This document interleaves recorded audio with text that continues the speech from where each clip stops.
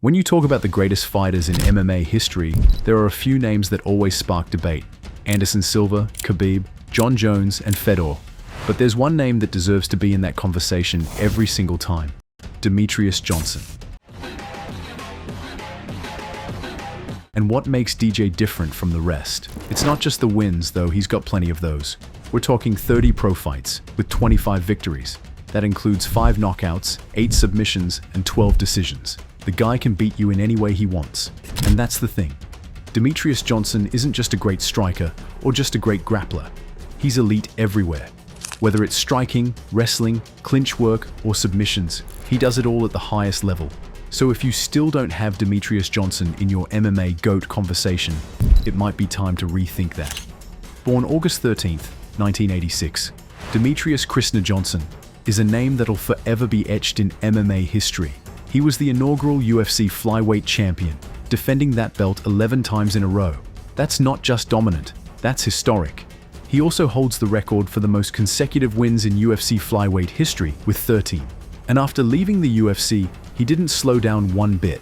DJ took his talents to one championship, where he entered a completely different world. Muay Thai monsters, world-class grapplers, and specialists in every discipline you can think of. But even in that Shark Tank, he climbed to the top, becoming the one flyweight world champion and winning the 2019 Flyweight World Grand Prix. With a professional MMA record sitting at either 25-4 or 35-4, depending on how you count, DJ's legacy is undeniable. He's held titles at 125, had big wins at 135, and proved time and time again why many ESPN, MMA Weekly, UFC legends consider him the GOAT at flyweight, if not the greatest pound-for-pound fighter in MMA history. What truly sets DJ apart is what he did after leaving the UFC. While most fighters look to protect their legacy, Johnson went the other way, testing himself against specialists from every corner of martial arts. Muay Thai strikers, BJJ phenoms, Greco-Roman wrestlers, kickboxers, you name it, he fought them. Curious about what happens when a complete mixed martial artist battles top-tier strikers and grapplers in one championship? Let's explore Johnson's most thrilling fights. If you enjoy the content, be sure to subscribe. Let's start with the rematch that had the entire MMA world on edge.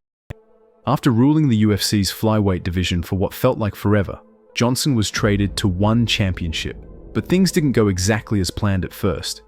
In his debut against Adriano Moraes, DJ suffered a shocking knockout loss via a brutal knee to the head, a moment that had fans questioning if the legend had finally slipped. But if you know DJ, you know he's not the kind of fighter to stay down. When they met again for the rematch, the world saw a different version of Johnson. Calculated, cold, focused. He chopped away at Moraes with precision from the outside, managing the distance masterfully.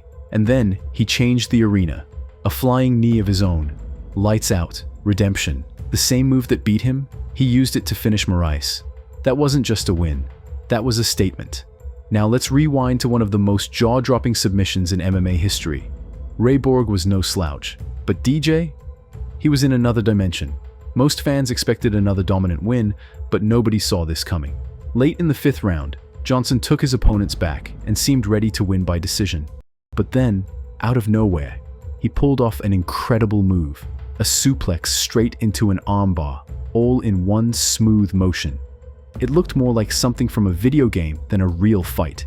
Even Brazilian jiu-jitsu legends like Jacar Souza and Demian Maia never pulled off something that wild inside the cage. It was creative, explosive, and damn near impossible to defend. That submission wasn't just flashy, it proved how deep DJ's skill set is. Striking, elite, grappling, world-class, fight IQ, off the charts.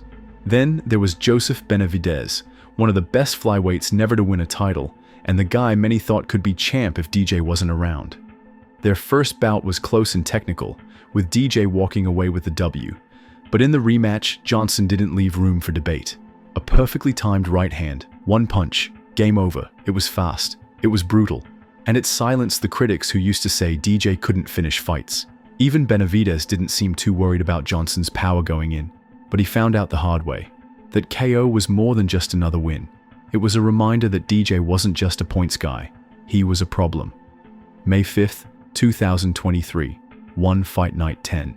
The stakes couldn't be higher. 2 warriors, 1 legacy. And when the dust finally settled, it was Demetrious Johnson who stood tall once again. This time, by unanimous decision. Clinical, precise, vintage DJ. But even the greatest warriors know when it's time to lay down their arms. In a moment that sent shockwaves through the martial arts world, Johnson officially announced his retirement from competition. And in true GOAT fashion, One Championship CEO Chatri Sitiotong made the moment even more iconic, inducting Johnson as the very first member of the One Hall of Fame. But Demetrious Johnson wasn't done competing, not by a long shot. He transitioned into the world of grappling like it was second nature. On August 31st, 2023, he entered the IBJJF Master World Championship as a brown belt in the Master 2 featherweight division. The result? 6 matches, 6 wins, 1 gold medal, flawless. Then in March 2024, he competed at the IBJJF Pan Championship. He won gold in his division once again, and even grabbed silver in the open class, proving he could hang with heavier opponents and still dominate. By August 2024, DJ earned his black belt and returned to the Master World Championship. He won his first 3 matches, but in the quarterfinals, he was submitted, his first loss in jiu-jitsu competition. Still, that didn't stop him. He came back at the 2025 Pan Ams, but narrowly lost on points in the opening round. Even in defeat, Johnson's passion for competition never wavered. So what makes Demetrious Johnson different? Well, UFC commentator Joe Rogan once called him the greatest MMA fighter alive, and he's not alone. ESPN and plenty of fight analysts agree. DJ is lightning fast, a blur in the cage, and it all begins with his wrestling. That's his foundation. He controls range, space, and pace. He decides where the fight goes, but that's only the beginning. On the feet, he's explosive. His striking is sharp, precise, and his movement is damn near untouchable. What's crazy is how he blends styles. He'll strike in the pocket, land a combo, and disappear before you even think about countering. In the clinch, he's got that Muay Thai plum on lock, smashing in knees and elbows like a veteran from Lumpinee Stadium. But then he'll change things up. Shoot a takedown, roll into a catch wrestling transition, and suddenly you're trapped in a suplex to arm lock combo that looks like it came out of a pro wrestling video game. Shout out to his coach Matt Hume, who helped mold that unique hybrid approach. And let's not forget, DJ is constantly cross-training. You'll find him working with submission specialists like Gary Tonin, always sharpening, always learning. At the end of the day, MMA is about mixing everything: striking, grappling, clinch work, transitions. And no one has done that more smoothly than Demetrious Johnson. He didn't just survive against Muay Thai killers, BJJ black belts, or world-class wrestlers. He mastered their games and beat them at their style. If you ever wondered what happens when one man takes on all fighting styles and comes out on top, just look at DJ's career. He is the living embodiment of what MMA was always meant to be. If you're feeling inspired by his career, make sure to hit that subscribe button so you don't miss any of the latest content. And leave your thoughts in the comments. Let's get a debate going. Thanks for tuning in, and see you in the next video.